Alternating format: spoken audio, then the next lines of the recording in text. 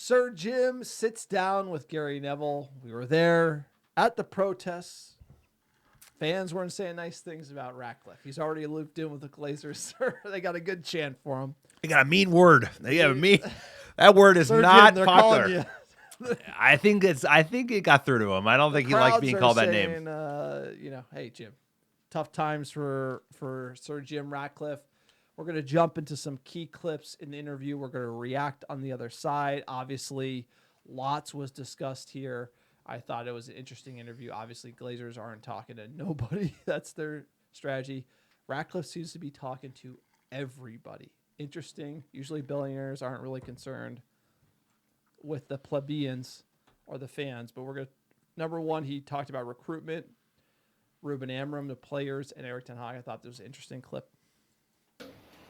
Yeah, I do. And how do you assess? But bear in mind, recruitment last summer, we didn't have the luxury of time to prepare for last summer, did we? Jason had been there 3 weeks. Omar had been there 3 days. We had the problem with the coach. Is it a yes or a no? So we involving the coach and not involving the coach. Did you involve the coach? Sorry? Did you involve the coach? Yeah, we did, yeah. So Eric signed a lot of those players last No, summer? he didn't, but he was involved in the discussions and he influenced, Just listen to that man talk. It's just like he was involved, but he wasn't involved. It's just like it's very hard because like we on this podcast have talked at length how you can tell they made a meal of this whole situation. They fucking bottled it. It was the first call that they made, which he's acknowledging. He's basically saying there's a reason we bottled it. There's a reason we bottled it. We didn't involve him in recruitment. It's like you did. Just you involved him. It was the wrong call. Like it just. The problem is these guys have trouble just saying it. He's trying to say both sides a little bit here. I just had to call that out. At the end of the day, a decision on a new player or a purchase isn't a decision of one person normally, is it? It's a group of people who influence that decision one way or another. So yeah, he did have a voice, which is why there were 1 or 2 Dutch players. The way he said that is very funny. Even though I like those two, I like the 2 Dutch players we signed in the last window, but the way he said that is like very much like we had no intention of signing DeLitt and this guy $200 million and burnt it. They didn't. So what I'm trying to say is here, they burnt it. But like, burnt it. The last window we burnt. Sir, you don't. That was an Ineos window. What I'm trying to say is, this man backed Ten Hag and gave him like the last bullet in the gun from a money perspective, and then sacked him. That's a bad decision. He's admitting it. This is like, why would he even do this interview? In my opinion, he basically said, we brought Ten Hag back, and it's like we involved him in recruitment, and that's why we signed these Dutch players. And it's like, look at his expression. He's just like literally saying it. Like he shouldn't have done that, and it was a mistake. And it's like, it's one of those things where if you had $1 billion in the bank and you spent 200 mil, it wouldn't be a big deal. But if you only had 200 mil, that's where I disagree with the decision there.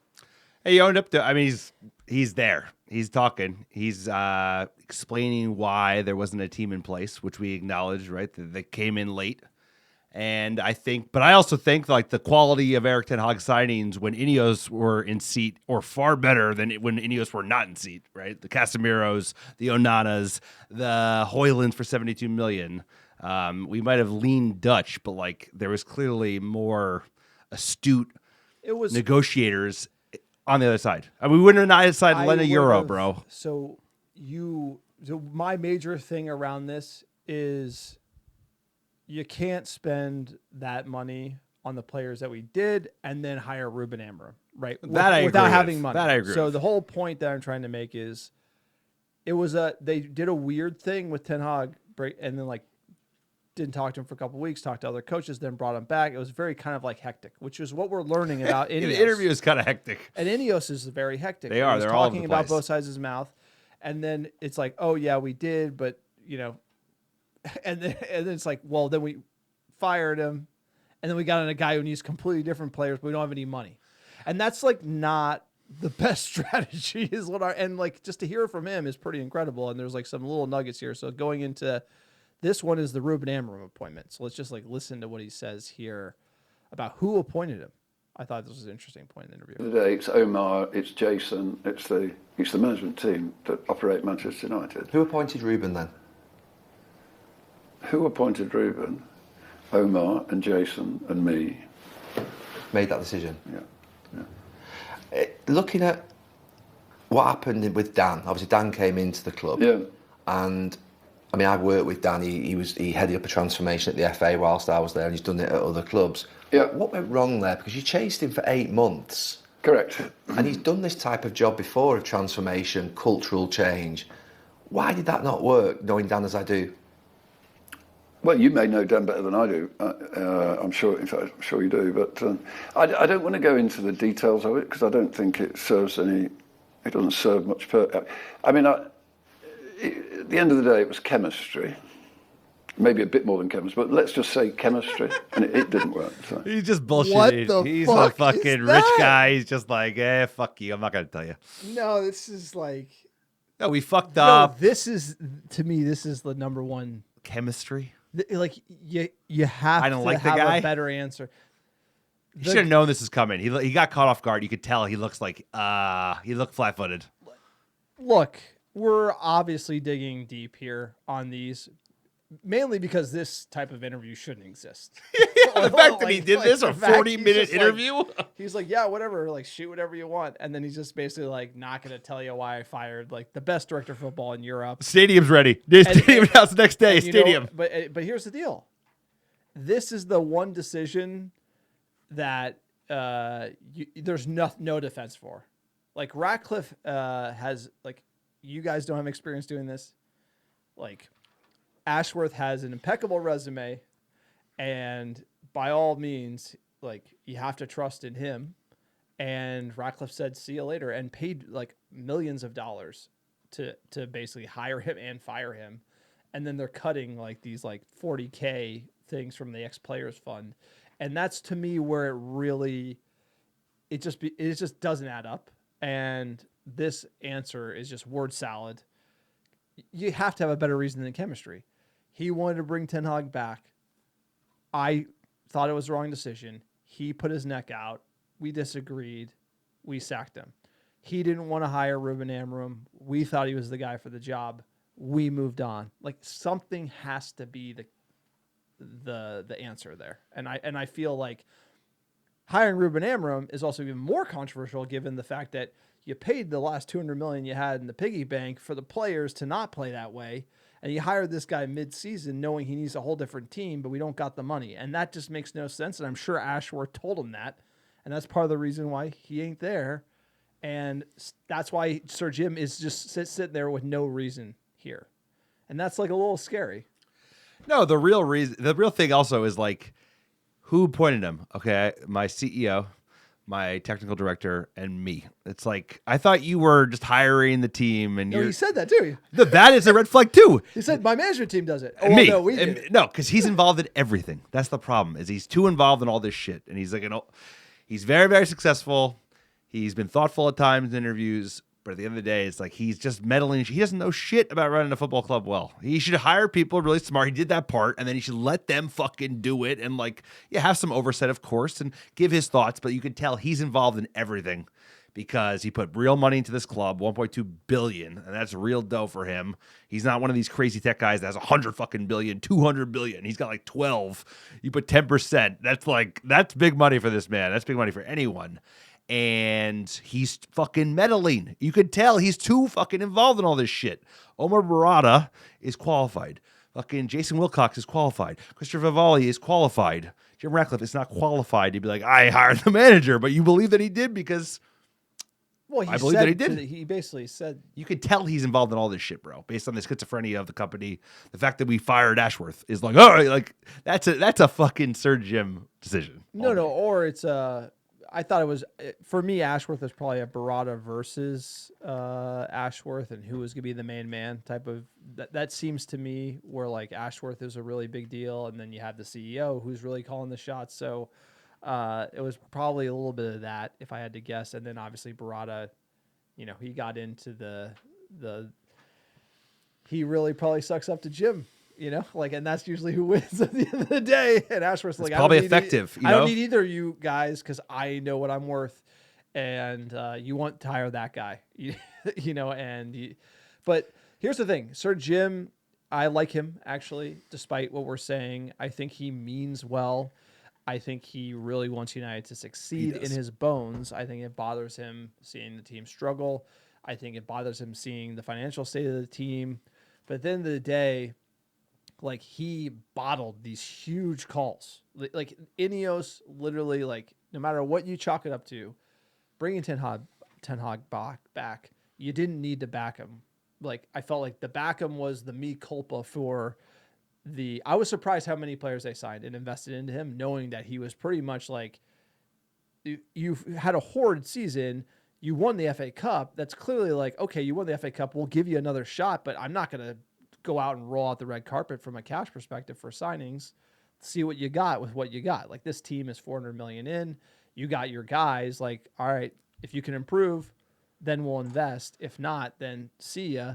And I felt like they felt bad with the transition, and then they invested a lot. And I felt like that was the real error, was investing that 200 million into Ten Hag and then bringing in like this Barada and getting rid of Ashworth. And it has kind of gone haywire, and he doesn't have good answers for that. And that's ultimately what you hate to see, but he needs to own it a little more than he did in the interview. But next topic here is more the financials. He says the club can run out of cash.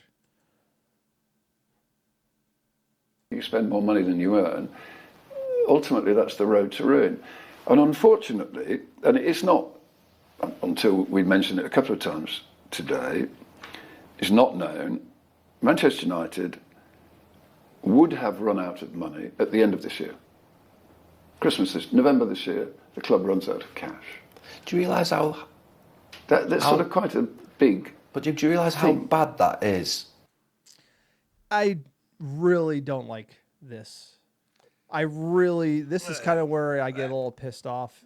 Sir, you can react. Well, it's because he's like gaslighting people. Like, the club doesn't have the availability to raise more money via the banks. Like, they can raise more money. They would have raised more money.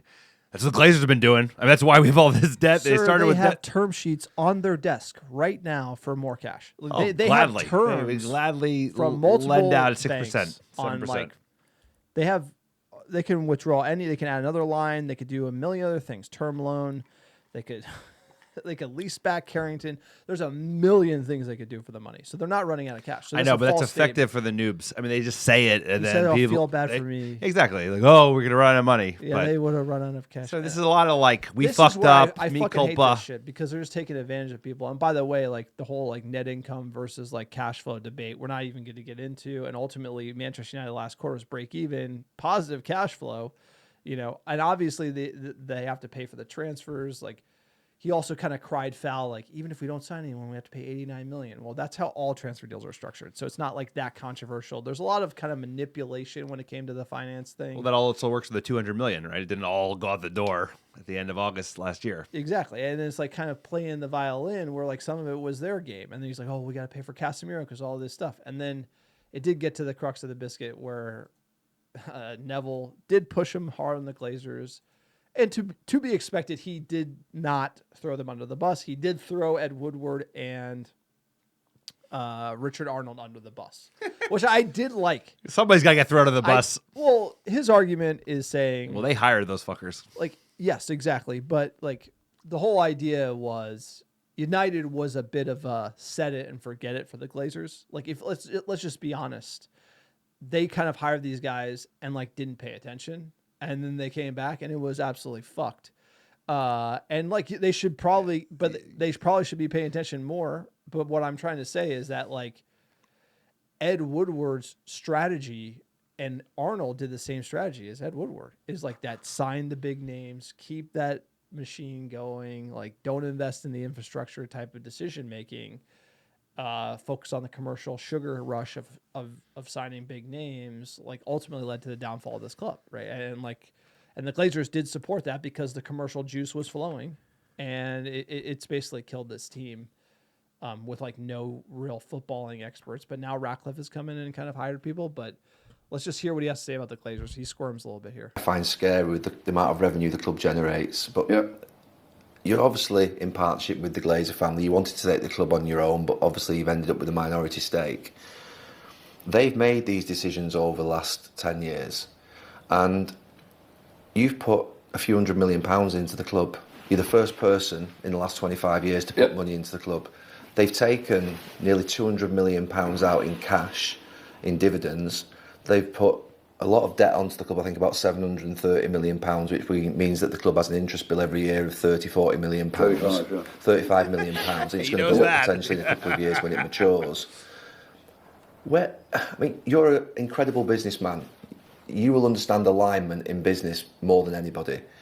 Your money's being whittled away and spent. Still gone. Exactly. Your money's going at this moment. He's like, in why time. did this interview? Would it not be a question to sort of pop across the board table to say, look, guys, can you not just rock up with a little bit of cash yourselves and put some in for once? They haven't put in for 20 years, and they've taken nearly 200 million out. It's not the it's not the solution just to keep throwing money at the problem. No, I know you have to correct the finances. You've got to get the house in order. But what I'm saying is, if you look at the reason the debt is at the level it is at the moment, which is 730 million. It's plus the player 650 plus a bit of overdraft. Yeah, but that's increased by 330 million in the last 4 years because the club's been spending so much more than it's been earning. Because they won't put money in. That's just because it's spending more than. I know, but if you make mistakes, it's a bloated organisation and made mistakes on recruitment. But you're a far better businessman than anybody in this room and a lot of people in this country. You'll pay for your mistakes. You're the type of guy that I think would pay. Yeah, Neville kind of goes down this path where he's like, they got to pay for their mistakes. Like, the Glazers don't have the money. They'll never pay. They don't have the money. They've taken the money. They've spent it on cars and houses. They have money. They have an NFL team, bro, that shits cash. They don't. The Glazers spent the money that they got out of this club. Yes, they're not sitting on a cash balance and yes, they have assets worth X billion dollars. But the whole idea that it's no, the solution is big Glazer Glazers have fuck you, fuck you. The solution is that the Glazers have been the issue and have ruined this club. And Ratcliffe is the guy running it right now, and he has to try to get them straight and on side in these big decisions to fix everything that they fucked up, right? Like when they're fucking off in Florida and Arnold's running into the ground or Woodward's fucking up the club and they're fucking stamping it because they're making money. They don't give a shit. They're getting their dividend. That's just how it used to run, and now Ratcliffe's running the show. But it's still fucked with Ratcliffe in charge. Now they're cutting everything. For me, the solution is sell the whole club, or get the financials in order. I hope it's the latter. It'd probably be the former because they're probably running out of time. The thing the Glazers had, they had time. They had time to fix the errors of 2013, right? We had that terrible window after Fergie retired. It was a fucking mess. And what did Woodward do? He didn't look in the mirror and say, hey, Glazers were like, wow, that was a bit of a mess. We should change some things. They didn't hire a director of football until 2021 after the fucking Super League fiasco. And that was a fake director of football that had no qualifications in that regard at all. So at the end of the day, if they had made the right decisions and at least appointed people of the same degree of Omar and Jason, the club would be in a much better place. You have to imagine maybe they get half the recruitment right instead of none of it right over the last, 11 years since Fergie left. So they've also shot themselves in the foot. But Jim, I think halfway through this interview, he's like, why the fuck did I do this myself? Because he looks like he's squirming. No, totally. And the fact he had to defend the Glazers is sad, but he's business partners with them. So in business, he's going to a board meeting with them. He's not going to fucking cook them out here. He still needs them. Also, I felt like Neville's wrong to be that the punishment for them is to put the money they made from the club back into the club. That doesn't make any sense. It's more the fact that they need to get the fuck out of the club. Hey, we were there at the protest. We want the fucking Glazers gone. And, the fans that in the Stretford end don't fucking like Sir Jim either. And so right now, I'm looking at 10 years of Glazers fucking everything up. And then Jim's come in and he's fucked it pretty good in the first year that he's been involved. Ultimately, Amorim's a great coach. This is going to be a real rough summer. Now the stadium thing, we haven't even mentioned that. The day after he says we're going to run out of money, oh yeah, we're going to raise $2 billion for the stadium. That's going to come from debt or a combination of government financing that doesn't really exist in Europe. That's not how they build the stadiums. But again, that's just debt usually. It's some sort of debt on top of the club. So He's defending the Glazers, then going to take out more debt on the club. That's going to hurt us in the long run. Arsenal was hurt by their stadium financing. Tottenham is as well. They got to pay for that now. So it just seems like a giant shit show at the moment. We're finding some form on the pitch. Maybe Europa League will bail us out, but who knows, sir, because this is going to be a long, long car crash. And it's looking like Qatar is probably the solution at the end of the day, unfortunately. Qatar, one of their neighbors. Sir, here's a question. How long before Sir Jim does another interview like this? You think he's getting back on the overlap? I think he's good for a while. By the way, if you're a billionaire and you got fuck you money, you don't need to sit down with Gary Neville. No, you don't. You don't. Like, you don't. You don't. You just announce the stadium. You just say, hey, we're going to build this stadium, maybe. And here's the thing. I know he means well, but this makes him look bad. And it makes him look, to me, that he's like a little vain because he cares what people think about him. And he likes being this guy that everybody likes. And right now he's getting heat and he doesn't like it. And that's why he's trying to do these interviews. It's probably why they announced the stadium when they did. Right? That gets people on their side. He's feeling the heat, bro.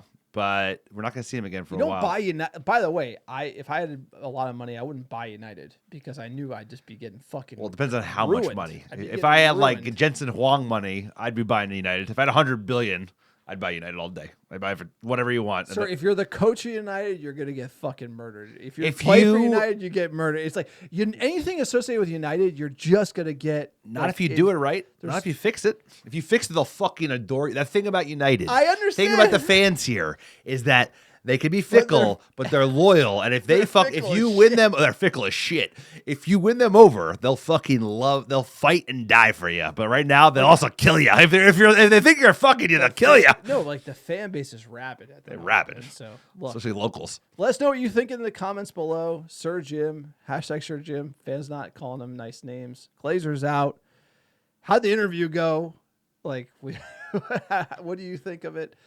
Does it make Jim look better? Does it solve our problems? Does it make us look more of a mess? And we'll see you in the next video.